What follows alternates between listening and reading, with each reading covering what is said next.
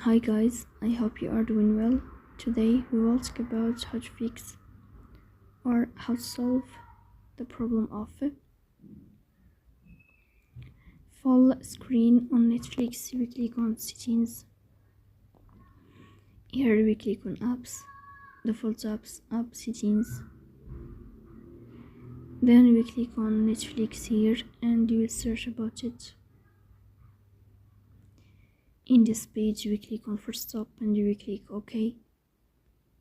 Here we click on storage. Then we click on clear cache. In the end, you will turn off your phone and you will wait a moment to restart your phone again to fix that problem.